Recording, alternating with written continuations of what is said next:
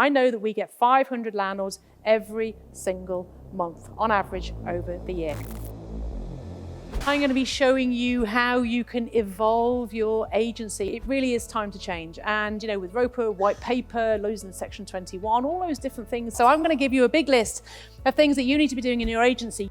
We've got to reconstruct our business to be a 50% profitability business, all right? That's the first thing we've got to do. Because if you did this, then you've probably got the wrong model.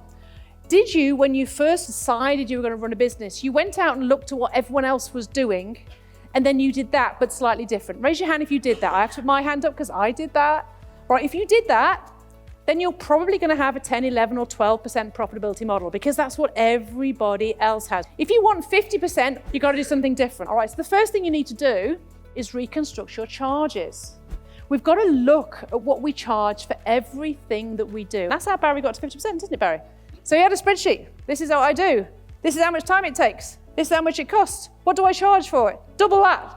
But that's what we've got to do. We've got to reconstruct our businesses so that we are making the profit we want to make. All right, number two, what you've got to do is you've got to cut out unnecessary functions. Who here has ever had a day where you've just done crap all day and you think, well, that didn't make me no money? Raise your hand in the air if you've had a day like that, and all of your hands should be up in the air, because we all have days like that. Nobody, or very few people, are focusing on the sales and marketing at the front end. And so that's why we've become very much a service industry. So what we've got to do is we've got to look at what you're doing that is not serving you, that is not making any money for you. So write down, cut out the stuff that's not making any money. Now, I know there is things you have to do. That's fine, but what do you have to do, guys? If you have to do it, you have to charge for it. Thank you. You have to charge for it. Now, I'm not suggesting you charge for picking up the phone, or you charge for serving a notice, or you charge for chasing rent arrears, but you have to charge for it somewhere. When you pay for that steak, it costs £10. They've included the cost of the person to greet you at the door, the cost of the person to mop the floor in the kitchen. They've included the cost of the person to slice the steak and season the steak. They've included the cost of everything to find out how much it costs for that steak to be on your plate. Then they charge double that to get that 50%. You've got to do the same. I'll give you a bit of a headline fact. An optimized letting agency will be working on around £100,000 revenue minimum per staff member. So if you've got 6 staff, £600,000. If you've got 10 staff, £1 million. Why? Because they've super optimized. They're probably using some amazing tech. It's so powerful. Tech can do so much these days. If you can find a way to get a bit of tech to do something that you're paying someone to do, do it. It will save you a fortune. Next, what we've got to do is we've got to look at ways and how we can increase revenue. Did you know that the stuff that you're already doing for free now, insert, inspections, inventories, check-ins, check-outs, serving notices, stat deck forms, all of those things, did you know that you can charge for that? So start to look at how you can create additional services from what you're already doing, because then you are increasing revenue, which means you are increasing profit. It's straight onto your bottom line. You just need to learn how to sell this stuff and learn how to communicate this stuff and learn how to put it across. But who's had a letter from some organization somewhere increasing the price of something in the last few months? Raise your hand if you've had that. What happened? Nothing. You just paid it.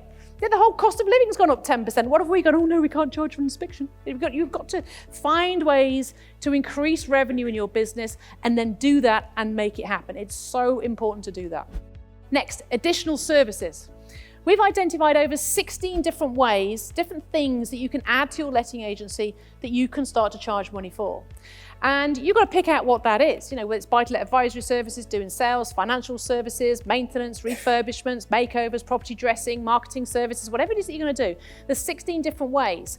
People will only stop buying from you when you stop offering them something to buy. Most letting agents sell their landlords lettings and management and then go, oh, next, let's find another landlord. Lettings and management, great. Next, new landlord, lettings and management. Now, why don't you go back to the ones that you've already got on management and say, would you be interested in our VIP service? Are you interested in a portfolio restructure? Can I help you with your finances? Have you got a mortgage broker? Start looking at the different things that you can offer and the services you can sell to your existing clients. You can also build your own supply line. Why would you do that? When you pay another company, who gets the profit? The other company. When you pay yourself as the owner of the other company, who gets the profit? You do. You get the profit. So if you've got 4 profit centers, basically what's happening is you're paying yourself, and that money is then generating profit and revenue for you. Make sense, guys? So think about where your money goes. Look at who you're paying. Where does that money go? And that's a great way of starting to identify some opportunities for you to actually start looking at how you can be your own supplier and set up additional businesses. One of the things I really love to do when we start working with an agent is show them how they can make twice as much money and work half as much time. Now, it seems absolutely crazy when most of us are running riots. We've got the phones going and this and that and the emails and the legislation, the staff and the compliance and the landlords and the tenants. It's just like, how the hell can you do that? It's about creating the structure for the business that you want. It's reducing the noise, investing in tech, getting the right people on board, serving yourself, and actually making that decision to get out of the business. Now, I remember in 2010, it was March, it was about the 7th of March. I can remember getting my box and literally leaving my office in 2010, and I've never been back into my agency since. I made a decision that I was going to do all the stuff, and I needed to be out of that office to do that. Start thinking about how you can serve your let-only landlords. What can you do to serve them? And I can tell you from doing this for the last 15 years now, and if you want to go and have a look at our YouTube channel, Concentric TV, you'll see hundreds of videos. So if you want to serve let-only landlords, create a product that gives them what they want, which is knowledge and information. And if you can start educating and helping the let-only landlords, your community, understand what they are missing, they're going to go, I need help. Guess who they're looking at and talking to at that moment? Point to the person who they're looking at. You. We've been ignoring let-onlys for far too long. It's time to work on converting them. I've been a student of marketing now for probably 12 years. And as a result of that, it wouldn't be a surprise to learn that we've made this one of our main focuses on how to create a marketing system for letting agents. I hated the fact that every Monday morning, the same question came out, where we're going to get some landlords from. However, if you build a modern marketing system with a series of 4 funnels and build an automation system that follows on from those funnels, what that will mean is you will have an amount of leads coming in every day depending on how much you spend on ads. Whether that's £10 a day seems to be the norm, that will give you around 10 leads a day. £20 a day, 20 leads a day.